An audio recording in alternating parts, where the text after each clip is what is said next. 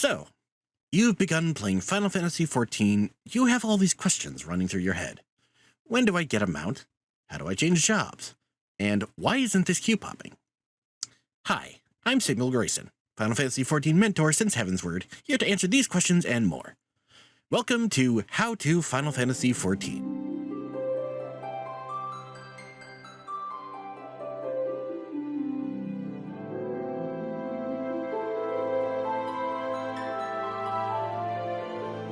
In this series, I'll try to answer any and all questions you might have about playing this spectacular game, including doing my best to give up-to-date job information for the more casual players.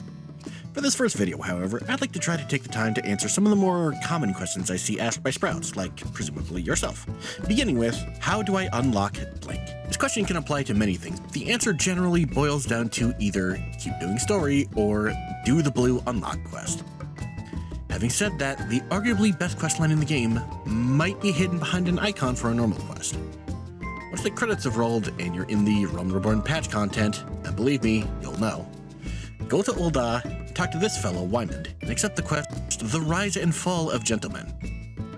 You're welcome. How do I dye gear? Once you reach level 15 with a given job, go to this person in Vesper Bay, who will have a couple easily done quests for you. Do them and you'll not only unlock the ability to dye gear, but to glamour as well. Although I'll go over glamour in another video. How do I fly on my mount? In A Realm Reborn, you unlock flight for mounts by simply progressing through the story. The process is slightly more complicated for the expansion areas. From Heavensward on, unlocking flight requires two things: completion of specific quests, and attuning to ether currents found on the maps. Each map has their own ether currents and quests you need to do.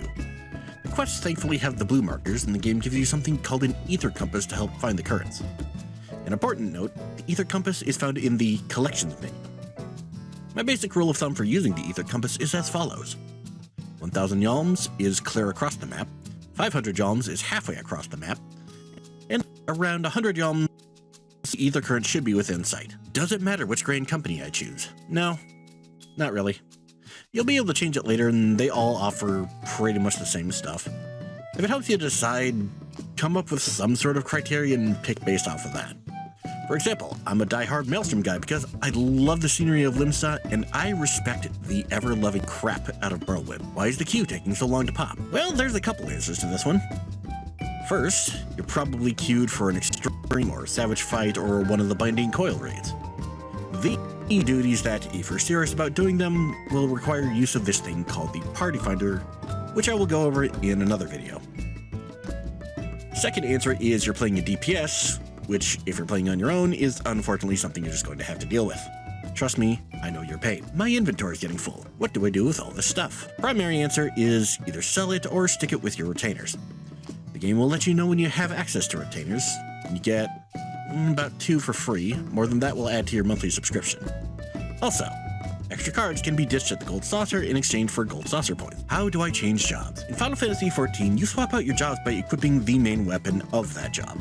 So if you want to change to Paladin, for example, you need to equip a sword.